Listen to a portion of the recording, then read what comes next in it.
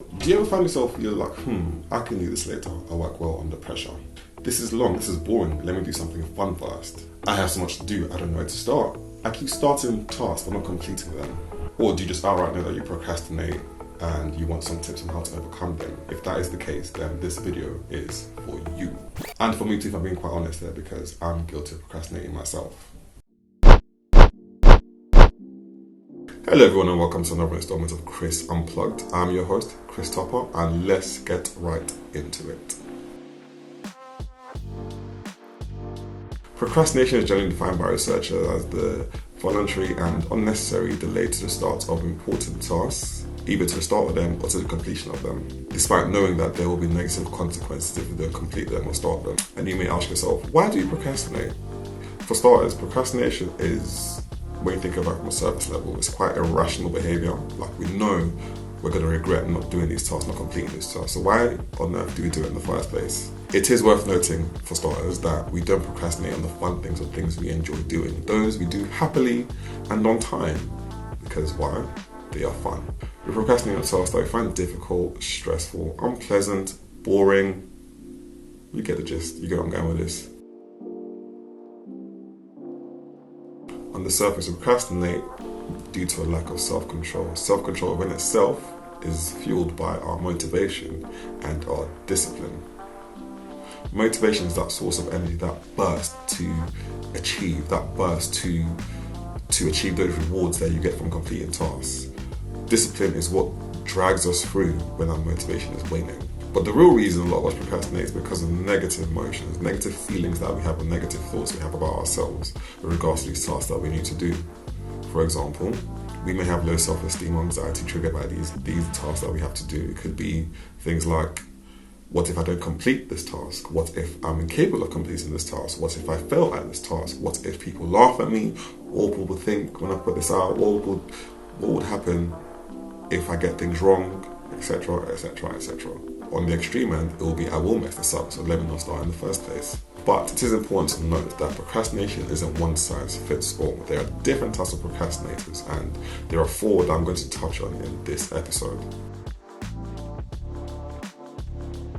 1, the performer. These are people that say things like, I work well under pressure. Oh, I can leave it till last minute and I'll get it completed. Now, this tends to resonate quite frequently with students. I myself went through that at uni as well, leaving my essays and my assignments to the very last minute or to the day or week before. And granted, some of us did excel in doing our assignments at uni or education, but we don't actually know if we did done even better if we did our work on time. That is a form of procrastination. The second type is the self-deprecator. Forgive me if I said that word incorrectly, but it's self-deprecator. These are the people that say things like, oh, I'm just lazy, or I can't do it, or I'm incapable. The self-deprecator, they say things like, I'm lazy, I'm tired, I'm overwhelmed, I'm not capable of doing this. Meanwhile, in reality, they are just tired and potentially overworked, and as opposed to giving themselves a break, they look down on themselves thinking they're capable of completing tasks. Next up, you have the overbooker. These are the people that say things like, I'm too busy, I have so many tasks to do. They fill up their calendar with so many things they need to do, as opposed to focusing on their actual tasks that they need to do. They take on more work than they're capable of completing. And they have this air about them, it's just like they're always busy, but funny enough, they never get anything completed. That's the overbooker. And finally, you have the novelty seeker. These are the people who have shiny object syndrome. That is me. But I take it back, that was me, because I am committed to changing that. These are the people who, they always consistently take on new projects, new work, or while they're working on one thing, they have a brand spanking new idea that they want to commit to looking into. So for example, I may think, I want to build this computer, but while I'm building this computer, I think to myself, I could build a phone as well. Then I discard the computer, I make plans to build a phone, and blah, blah, blah, like, you know what? I would like to build a new screen. I discard the phone, and I'm now making plans to build a new screen. Shiny object syndrome. The novelty seekers. These are the 4 main types of procrastination that you need to be aware of. And it's important that you identify which one you are in order to successfully tackle your procrastination. The first one is to wake up earlier. The reason why I say this is because A lot of people complain about not having enough time in the day, but when you think about it, if you go to bed earlier, wake up earlier, you have more productive time in your day for you to use. Then you may say things like, oh, I am not a morning person, I'm incapable of doing this. That's just you limiting yourself, because you can be a morning person if you want to be a morning person. All it means that you need to readjust your sleeping pattern. The reason why you're not a morning person is because you're so used to going to bed late, and you've let that overrun into your adult life. If you start going to bed early, granted it might take a few weeks or a few months for your body to recalibrate to your new sleeping time, but if you go to bed earlier and wake up earlier, you would make it a habit after a certain amount of time. I believe it takes about 28 days to form a new habit. So if you wake up earlier over the span of 28 days, which is 1 month, eventually your body will get used to it. Secondly, make a to-do list. And within that to-do list, make sure you rank them by priority. The reason why you do a to-do list is because you're able to attack your day knowing exactly what it is that you want to do that day.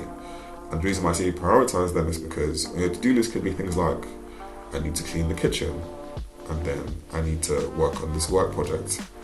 But you may without a priority, you may start to waste your whole day cleaning the kitchen as opposed to focusing on the main task, which is your work project, which has a deadline of tomorrow. So make a to-do list, prioritize your to-do list, and each day pick 3 things that you're going to focus on, 3 important tasks that you're going to focus on that day.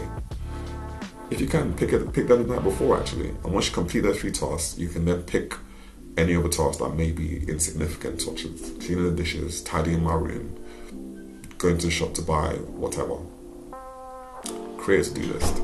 Thirdly, eliminate temptations and distractions. If you can eliminate them, try and reduce them.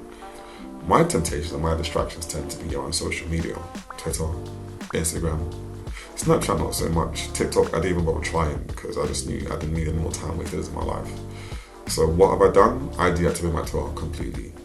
Now every so often people ask, oh, why did you deactivate your Twitter? And then I come back, then I deactivate and I come back. It's because I know that this is a massive, massive distraction. At any one time, you can spend 10, 15, 20 minutes on Twitter. When you think about doing that every hour you spend 20 minutes on Twitter or Instagram. All you have left in that hour is 40 minutes. You've taken away a third of an hour to be on Twitter. Now think of how much more you could accomplish if you had that time back. So eliminate distractions. Go to a place or a room where you can work in silence and where you can just focus on what you need to do. Some people leave their phones in different rooms. Some people go to work in co-working spaces away from home where their family or their friends may distract them. You can do anything that works for you. You know yourself best. It's not up to me to tell you what to do. 4th tip, focus on the end result. Focus on attach yourself to the goal you're trying to accomplish and not the process of getting there.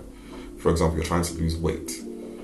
You may think to yourself, oh, it is long getting up in the morning. It is long watching what I eat. It is long counting my macros. It's long jogging every day. But attach yourself to the end result. How are you going to feel once you accomplish your weight loss? How are you going to feel when you shed those pounds? How are you going to feel when you're on holiday in that bikini or you're topless or whatever it is that you're looking forward to? Attach yourself to the feeling of the accomplishment as opposed to the process itself. The process may seem daunting, and it probably is, which is why you're procrastinating in the first place. So attach yourself to the end result. And the final tip, be kind to yourself. Forgive yourself for procrastinating the day before. You may have procrastinated today, and that's absolutely fine. I mean, it's not great, but at the end of the day, be kind to yourself. Don't beat yourself up for procrastinating. Tomorrow's another day for you to attack your goals, for you to try to accomplish what you didn't accomplish today. So all it is just embrace what's happened today, learn from it, and promise yourself you're not going to repeat that tomorrow. That's all you need to just be kind to yourself, be compassionate towards yourself. Don't beat yourself up for not doing what you want to do today. It's absolutely fine. Tomorrow is a brand new day for you to try again. And as I start to wrap up, there are a few key points I want to consider.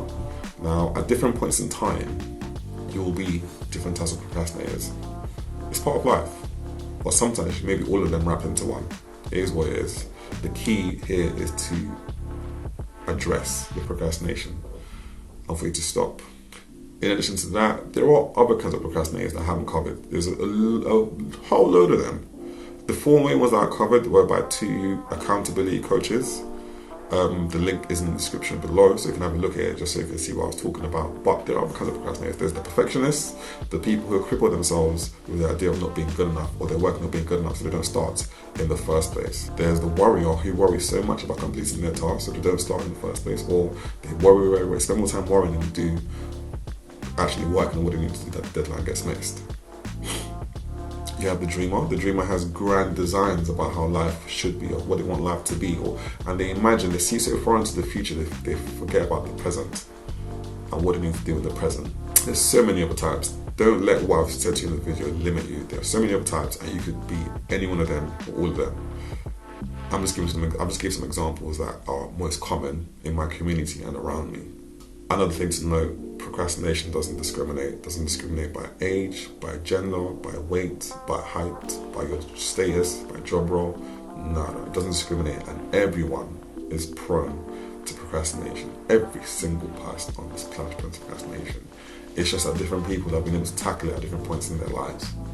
So while it may seem easier for someone else to accomplish their goals than it is for you, it's not because they're incapable of procrastination, it's just because they addressed it before you did. And that's why it's important that the time is now. And that's all I have for you today, guys. If you enjoyed this episode, you learned something new, make sure you share it with someone who will benefit from watching this episode. And I'm going to leave you guys how I always leave you, and that's to make a decision that future you'll be grateful for. Future you'll be grateful for addressing your procrastination today. So until next time, guys.